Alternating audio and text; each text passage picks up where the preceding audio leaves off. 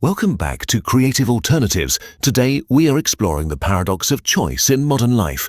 You've probably had this moment. You open a streaming app just to relax for a bit, and 30 minutes later you're still flicking through options, somehow more exhausted than when you started. That tiny ridiculous struggle is one of the clearest signs of a problem we almost never name out loud.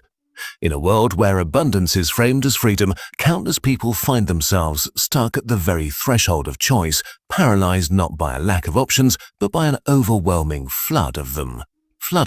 Modern life, for all its advancements and conveniences, has wired us into a state where choosing has stopped feeling empowering and has started feeling like a chore disguised as luxury. The strange thing is that the promise of endless choice was supposed to liberate us.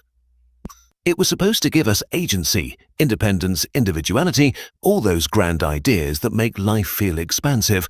Instead, many of us drift through our days confronted by decision after decision, each one posing the silent question, what if this isn't the best possible option?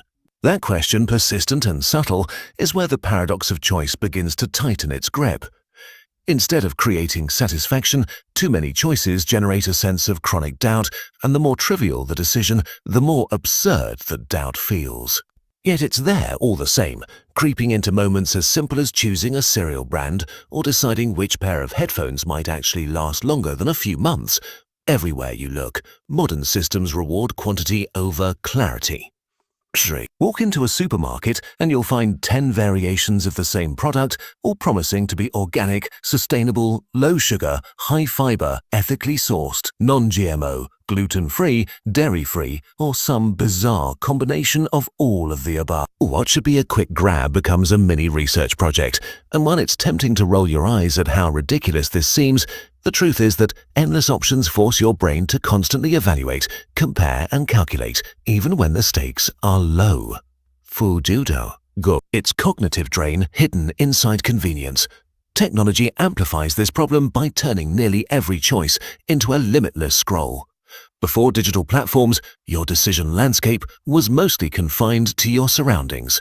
You picked clothes from the stores in your area, you read the books stocked in your local shop, you watched what played on television. There were constraints, and constraints, as odd as it sounds, protected your brain from drowning in indecision. The world is an infinite catalogue. Want to buy a lamp? You have thousands of options. Looking for a recipe? Thousands more. Choosing a flight? Welcome to the labyrinth. The sheer scale transforms selection from an act of preference into a pressure test where you must somehow prove you've chosen wisely. The modern world has also introduced an expectation that the optimal choice exists. This illusion is powerful. It nudges people to believe that with enough research, comparison and patience, they can locate the one perfect product, perfect restaurant, perfect career path, perfect investment, perfect partner. But the idea of a singular best option is largely a mirage built by advertising, algorithms and culture.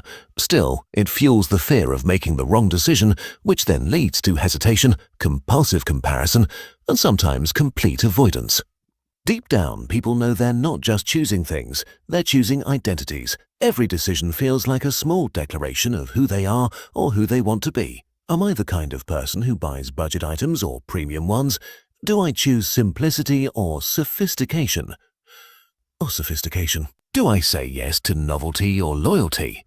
This identity-laden function of choice raises the emotional stakes far beyond what the situation actually deserves. A shopping trip becomes a moral referendum. A menu becomes a reflection of your values. Even selecting a playlist can feel like a quiet performance of taste. It gets even stranger when you consider how often people regret their decisions after making them. With 1,000 options available, the mind instinctively imagines all the choices it didn't pick. This creates a perfect breeding ground for second guessing. The sweater you bought might be lovely, but what about the one that was 2 rows down? The restaurant was good, but was the other one amazing? This constant rumination isn't an accident. It's a psychological response to abundance. The more possibilities exist, the more your mind tries to calculate the opportunity cost, and the harder it becomes to feel satisfied with what you picked. In earlier eras, choice was narrower, but satisfaction was often greater because alternatives were out of sight and out of mind. If you bought a book, you didn't have instant access to reviews from thousands of strangers telling you how much better some other book is. If you chose a job, you didn't scroll past a feed full of people bragging about dream careers in exotic cities. Phew. Modern exposure has made everything comparable, and once everything is comparable, everything becomes a competition. The paradox of choice also affects major life decisions, the ones that genuinely matter. People delay choosing a career path because there are so many options. They postpone relationships because they assume someone better might appear. They hesitate to commit to a city because the world feels open-ended. While freedom sounds empowering, too much openness becomes destabilizing. Commitment requires narrowing the field, and narrowing the field feels like a loss, even when it's the only path toward meaning. Ironically, what people truly crave isn't endless freedom, but dependable direction. They want clarity, not chaos. They want choices that feel manageable rather than overwhelming. Yet society rarely teaches how to navigate abundance. Schools don't explain the psychological traps of overchoice. Workplaces don't coach employees on decision discipline. Or families rarely talk about the emotional fatigue of navigating a world that never stops offering new possibilities. So people stumble through it on their own, wondering why they're tired all the time, even when life seems more comfortable than any previous generation could have imagined. The greatest twist is that abundance isn't going away. In fact, it's accelerating. More products, more platforms, more paths. The question becomes how people can exist within this world without losing themselves in the fog of indecision. The paradox of choice is not a call to romanticize the past or reject modern life. It's an invitation to recognize the psychological weight of abundance and understand that freedom without boundaries becomes something entirely different. The world has handed us the keys to endless doors. The challenge now is figuring out how many of those doors we actually need to open. The moment we step into a supermarket, open a streaming service, or scroll through an online catalog, we enter a silent arena where every option competes for our attention, our time, and ultimately our identity. What used to be a simple act of choosing has evolved into a psychological battleground, and most of us don't even realize we're fighting. Modern life seduces us with its glittering abundance, but beneath that abundance lies a deep, unspoken exhaustion. We aren't just selecting products. We're navigating infinite possibilities, endlessly evaluating what might make us better, happier, or more fulfilled. And this is where the paradox takes root. More choice promises freedom, but often delivers the opposite. At the heart of this paradox is a subtle shift in how we define ourselves. In earlier generations, choices were limited, and identities were built within clear boundaries shaped by family, culture, and community. Today, identity is a blank canvas, and we're handed an endless palette of options, career paths, lifestyles, diets, belief systems, aesthetics, even personality traits curated through social media. Instead of discovering who we are, we're asked to choose who we want to be from scratch. And when everything is possible, the responsibility becomes overwhelming. Every decision feels like a test of self-knowledge, a referendum on whether we truly understand ourselves. For many people, the pressure of expressing identity through choices creates a constant sense of uncertainty. What if the choice I'm making isn't really me? This uncertainty intensifies because our digital world amplifies visibility. Before, most decisions were private and personal. Now, they unfold in front of an audience. The clothes we wear, the hobbies we pick up, the food we order, the places we travel, all of it becomes public content. We don't just choose for ourselves, we choose for the imagined eyes watching us. Even subconsciously, this shifts our motivations. Instead of asking, "What do I want?" we start asking, "What looks like something I would want if I were the best version of myself?" That subtle rewiring changes decision-making from something intuitive into something performative. And when choices stop reflecting genuine desire, they begin to drain us. The overwhelming number of choices also reshapes our expectations. When options are scarce, our standards adjust.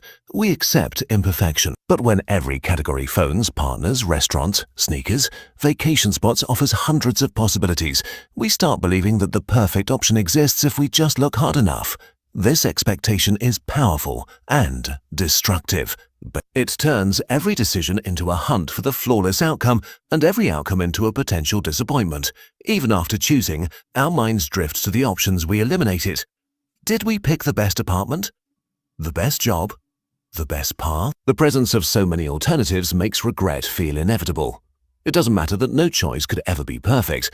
The mere idea that perfection might exist is enough to haunt us. The result is a phenomenon psychologists call anticipated regret. Long before we make a decision, we fear the regret we may feel afterward. This fear doesn't just slow us down, it rewires our emotional landscape. We avoid risks, cling to safe decisions, and seek excessive reassurance. We research endlessly, compare obsessively, and postpone final commitments. Ironically, in trying to avoid regret, we trap ourselves in a cycle of hesitation and doubt. The world speeds forward while we remain stuck analyzing possibilities, endlessly preparing to live instead of actually living. And then there's the emotional cost no one talks about. Decision fatigue. Our brains weren't designed to handle the sheer volume of choices modern life requires from us. Every decision, no matter how small, burns cognitive energy. Choosing a toothpaste, a playlist, a skincare routine, a messaging app, a new show to binge, all these tiny choices add up. By the time we reach the decisions that truly matter, our mental fuel tank is already half empty. This is why the end of the day often brings a strange haze, a lack of clarity, or emotional numbness. We aren't tired from what we did, we're tired from what we had to choose. Decision fatigue doesn't just influence our energy, it affects the quality of our choices. When our brains get overloaded, we default to impulsive decisions or avoidance altogether. We procrastinate. We pick whatever is easiest. We postpone important choices to a later time that never seems to arrive. In a world overflowing with choices, procrastination isn't laziness, it's self-protection. Our minds retreat because the cognitive cost feels too high. And this creates a ripple effect through every part of our lives, from financial decisions to relationships to long-term planning. Yet the most profound shift caused by endless choice may be the quiet erosion of satisfaction. Even when we think we've chosen well, we can't fully enjoy the result. Our brains keep imagining the alternatives we didn't select, the fancy restaurant we skipped, the job we didn't take, the person we didn't date, the trip we didn't book. The algorithm doesn't help, constantly reminding us what we're missing through recommendations, targeted ads, and curated feeds. We live in a perpetual state of a what-if, and that lingering doubt steals the joy from what we have. Satisfaction becomes fragile, easily shattered by comparison. Comparison, of course, is the fuel that powers the paradox. When we see endless examples of how others have chosen what they wear, buy, achieve, experience, it doesn't inspire us. It pressures us. Their choices become benchmarks. Their outcomes become expectations. Their lifestyles become templates. We measure ourselves against standards that are not only unrealistic, but often manufactured. And the illusion that everyone else is making perfect choices deepens our own sense of inadequacy. The most troubling part is that we rarely recognize this pressure as external. We internalize it. We tell ourselves we're the ones failing. We think we're indecisive or ungrateful or inefficient. But the truth is simpler and more compassionate. We're human beings trying to navigate a world built on inhuman demands, a world where the volume of choice has outpaced the brain's evolutionary capacity, a world where freedom has been confused with unlimited possibility, a world where abundance can feel strangely like scarcity of clarity, confidence, and peace. And yet, understanding this paradox is the first step toward easing its grip. When we become aware of the hidden forces shaping our choices, we gain the ability to reclaim a bit of autonomy. We begin to see choice not as an endless landscape to explore, but as a tool, one that requires boundaries, awareness, and intentionality to wield well. This shift doesn't eliminate the paradox, but it weakens its hold, reminding us that freedom isn't found in the number of options we have, but in the clarity with which we move through them. In the end, what we're truly wrestling with isn't the number of choices around us, but the quiet fear beneath them. The fear of choosing wrong, of disappointing ourselves, of missing out on the hypothetical version of life that seems to shimmer just out of reach. This fear grows louder the more options we have, because every decision feels like a test we might fail. Yet we rarely pause to consider the cost of indecision, the hours lost scrolling, the days spent comparing, the years spent waiting for certainty that never comes. The paradox of choice in modern life isn't simply that too many options overwhelm us. It's that unlimited possibility convinces us that perfection is attainable, which makes reality feel like a compromise. But what if the point was never to optimize every choice but to engage more fully with the ones we're brave enough to make? As we navigate this abundance, something subtle but profound happens. We begin treating life like a series of transactions instead of experiences. We weigh each moment by what it could have been rather than what it is. The meal we're eating is compared to the one we didn't order. The person we're dating is compared to someone we might meet. The path we're on is measured against infinite others we'll never see unfold. And in doing so, we lose the ability to find satisfaction in the present. Satisfaction, like meaning, reveals itself only when we commit, when we stop looking sideways and allow depth to replace novelty. Without commitment, nothing quite takes root. Without roots, nothing grows. Nothing grows. Yet choosing commitment in a culture of endless options can feel like swimming against the current. Every app, every advertisement, every platform is engineered to keep us suspended in a state of perpetual searching. We're encouraged to stay open, to stay curious, to stay available. But there's a difference between curiosity and restlessness. One leads us to explore the world with wonder. The other keeps us roaming because we fear what it means to stay. When restlessness becomes our default, we never build the muscles of discernment, patience, and trust that meaningful choices require. The irony is that the more we avoid committing, the less capable we feel of making decisions at all. For Day. Breaking this cycle doesn't demand radical minimalism or rejecting modern life. It requires reshaping our relationship with choice itself. It starts with recognizing freedom isn't measured by how many doors stand open, but by how confidently we walk through one.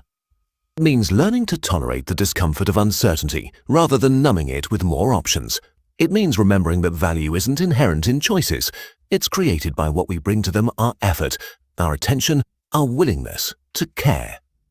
When we shift our focus from finding the perfect choice to making the chosen path worthwhile, we reclaim agency from the noise around us. But perhaps the most powerful shift comes from reframing choice not as a burden but as a privilege. For most of human history, decisions were constrained by circumstance, geography, and survival. Today we're flooded with possibility, and while that abundance can be overwhelming, it also reflects a world with more access, mobility, and creativity than ever before. The challenge isn't to eliminate choice, it's to cultivate wisdom. Wisdom to know what matters. Wisdom to let go of what doesn't. Wisdom to see that a meaningful life is crafted not by maximizing every decision, but by embracing the imperfect, beautiful specificity of the ones we make. Imagine for a moment letting yourself choose not because it's the best option, but because it's the one that resonates with who you are right now. Imagine freeing yourself from the pressure to keep searching for something better. Imagine trusting that the richness of life comes not from the breadth of what you sample, but from the depth of what you savor. When we stop treating choices as potential losses and start treating them as opportunities for presence, something lightens in us. Often, we become less anxious, more grounded, more willing to participate in the world rather than hover above it, evaluating. And maybe that's the quiet truth at the heart of this paradox. We are not meant to live life as observers scanning infinite possibilities. We are meant to step into the arena messily, imperfectly, wholeheartedly. To choose something or someone and allow that choice to shape us. To understand that every decision we make is an act of authorship, and authorship requires direction. Not certainty, not perfection, just direction. Just enough courage to move forward without needing to know every outcome. So as modern life continues to multiply the options before us, the question becomes not how do I find the perfect choice, but how do I become the person who can choose with intention? Because intention is what transforms decisions into commitments, commitments into experiences, and experiences into meaning. Meaning doesn't arrive when we've finally optimized every decision. Meaning arrives when we stop optimizing and start engaging. We choose not because the world pushed us to, but because we reached for something that felt true. And when we do that, when we choose with intention, commit with care, and engage with what's in front of us, the paradox of choice begins to dissolve. We stop fearing the options we leave behind and start living fully in the one we've chosen. We discover that clarity isn't something we find. It's something we create through action. We realize that abundance becomes overwhelming only when we forget that our power lies not in having endless options, but in daring to choose one and live it deeply.